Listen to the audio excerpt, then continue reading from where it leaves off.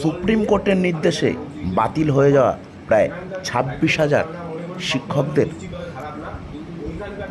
চাকরি ফেরতের দাবিতে আন্দোলনের উপর অমানবিক আচরণ করেছে পুলিশ।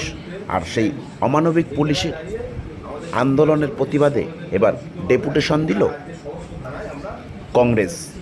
জাতীয় কংগ্রেস নেতৃত্ব অশোকনগর থানায় গতকাল একটি ডেপুটেশন দেয়। তাতে অভিযোগ জানানো হয়, আন্দোলনরত শিক্ষকদের জল দিয়ে মানবিকতার পরিচয় দিতে গিয়েছিলেন প্রদেশ সভাপতি শুভঙ্কর সরকার, কিন্তু তার সঙ্গে অসম্মানজনক আচরণ করেছে পুলিশ এবং তাকে জল দিতে বাধা দেওয়া হয়েছে।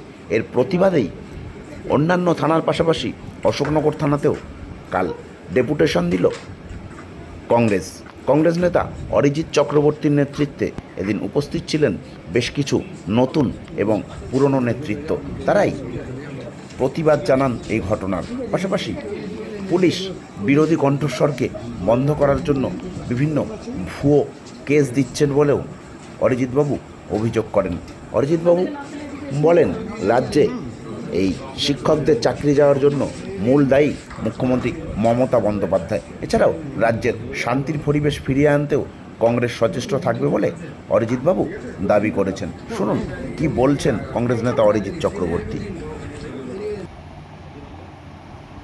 এর ফলে 26,000 ছেলে মেয়ের চাকরি পশ্চিমবাংলায় চলে গেছে। যে বাংলা আজকে প্রতিনিয়ত বেকারত্বের জ্বালাতে ভুগছে, সেই জায়গায় দাঁড়িয়ে নতুন করে 26,000 বেকার তৈরি হয়েছে। সেই বেকারত্বের জ্বালায় এই বেকারত্বের সম্পূর্ণ দায় আজকে মমতা ব্যানার্জিকে নিতে হবে। কারণ এই মমতা ব্যানার্জি নিয়োগ নিয়ে যে গাফিলতি করেছিলেন, যেভাবে যোগ্য প্রার্থীদের বাদ দিয়ে আজকে অযোগ্য প্রার্থীদের অর্থের বিনিময়ে বা অন্য কিছুর বিনিময়ে চাকরিতে নিয়োগ করেছিলেন, সেই জায়গায় দাঁড়িয়ে আজকে 26,000 যাদের চাকরি চলে গেছে, যারা যোগ্য প্রার্থী ছিলেন তারা দিনের পর দিন আন্দোলন করছিলেন।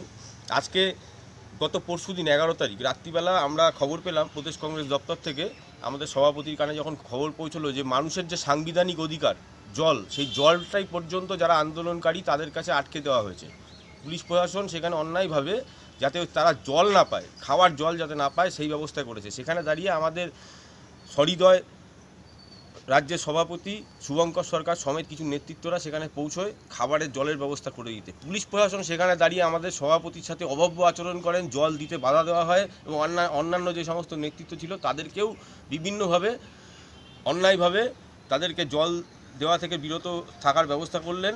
এবং এই যে অন্যায়, এই অন্যায়ের প্রতিবাদে আজকে আমাদের এই ডেপুটেশন কর্মসূচি ছিল। পাশাপাশি অশোকনগর থানাতেও আমরা বিভিন্ন জায়গায় দেখতে পাচ্ছি যেভাবে বিভিন্ন অন্যায় চলছে।